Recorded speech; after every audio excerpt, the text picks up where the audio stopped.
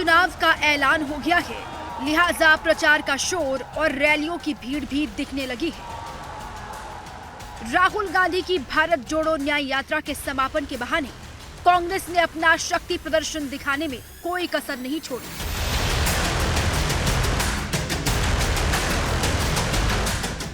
मुंबई का शिवाजी मैदान, मंच पर इंडिया अलायंस के दिग्गज और निशाने पर थी बीजेपी।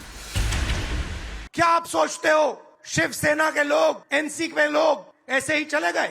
जिस शक्ति के मैं बात कर रहा हूं, उन्होंने उनका गला पकड़कर उनको बीजेपी की ओर किया है और वो सब डर के गए हैं।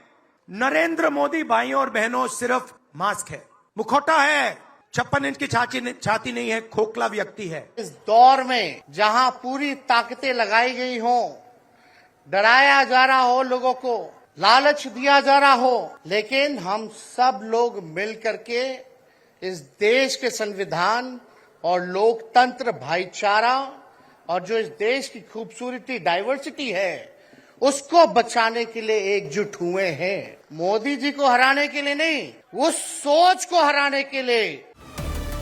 63 दिनों तक चली राहुल की न्याय यात्रा मुंबई में खत्म हुई।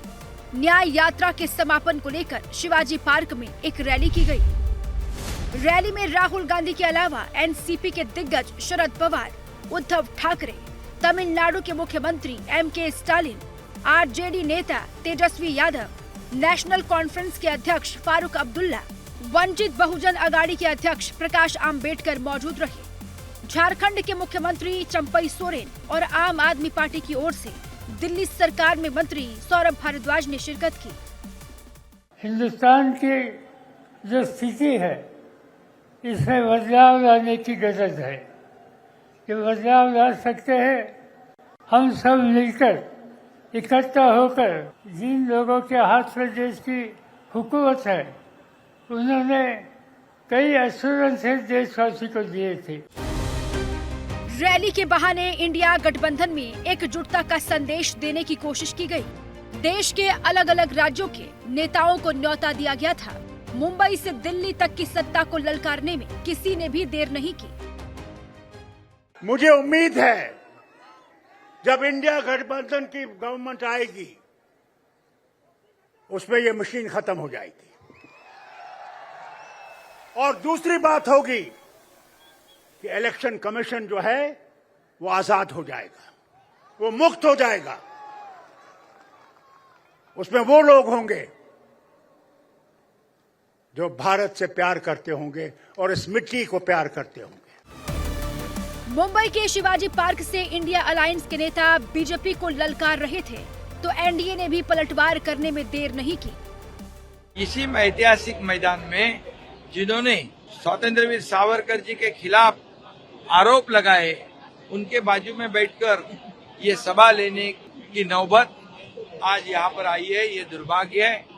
आज कैसे कहेंगे गर्व से कहो हम हिंदू हैं। इस चुनाव में इस महाराष्ट्र की नहीं बल्कि देश की जनता उन्हें बहुत बड़ी सबक सिखाएगी। सियासत अपनी जगह है, लेकिन सवाल यह है कि क्या कांग्रेस के शक्ति प्रदर्शन से महाराष्ट्र की 48 सीटों का समीकरण बदलेगा। ऐसा इसलिए क्योंकि एनडीए और इंडिया अलायंस में सबसे बड़ी टक्कर महाराष्ट्र में ही मानी जा रही है। 2019 के चुनाव में बीजेपी और शिवसेना मिलकर चुनाव लड़ी थी, जबकि कांग्रेस और एनसीपी साथ थी। अब हालात बदल चुके हैं। शिवसेना और एनसीपी दो धड़ों में बढ़ चुकी है। शिंदे और अजीत गुट बीजेपी के साथ हैं, तो उद्धव ठाकरे और शरद पवार कांग्रेस के साथ हैं। लोकसभा सीटों के लिहाज से यूपी के बाद महाराष्ट्र में सबसे ज्यादा 48 सीटें आती हैं। सीट बंटवारे को लेकर अभी तक किसी भी गठबंधन में बात नहीं बन पाई है। हाँ, बीजेपी ने 20 सीटों पर अपने उम्मीदवारों का ऐलान जरूर कर दिया है। एबीपी न्यूज और सी वोटर के ओपिनियन पोल के मुताबिक बीजेपी भले ही तीसरी बार सरकार बनाने जा रही हो, लेकिन महाराष्ट्र में 2019 के मुकाबले उसे 13 सीट का नुकसान हो रहा है, जो किसी भी राज्य के मुकाबले सबसे ज्यादा है।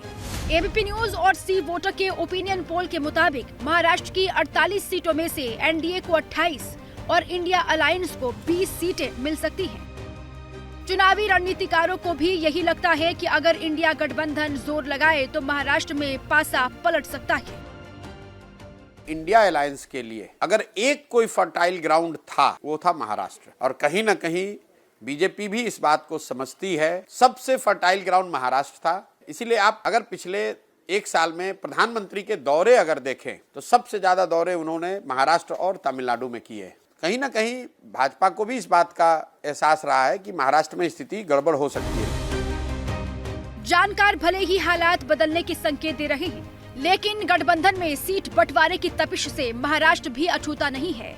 वहां दोनों गठबंधन में सीट बंटवारे को लेकर शहमात का खेल जारी है। सूत्रों के मुताबिक इंडिया अलायंस में महाराष्ट्र को लेकर जो फॉर्मूला तय किया गया है, उसके मुताबिक ठाकरे गुट को 22, कांग्रेस को 16 और एनसीपी शरद पवार गुट को 10 सीट मिल सकती है। हालांकि कांग्रेस के ज्यादा सीट मांगने से पेच फंसा हुआ है। चुनाव की घोषणा होने के बाद पूरा इंडिया गठबंधन एकजुट है, पूरी मजबूती से चुनाव लड़ेगा और उन्होंने जो चुनाव के मुद्दे सबको खुल के रखा। हाँ, कहीं कोई दिक्कत नहीं आई, सीटों का बंटवारा हो जाएगा और एकजुट होकर इंडिया गठबंधन लड़ेगा। महाराष्ट्र का फैसला क्या होगा ये तो 4 जून को पता चलेगा, लेकिन अगर एनडीए को चुनौती देनी है तो इंडिया गठबंधन को अपनी रणनीति भी समय रहते साधनी होगी, क्योंकि जिस रैली से एकजुटता दिखाने की कोशिश की गई, उस रैली से गठबंधन के कई दिग्गज नदारद रहे।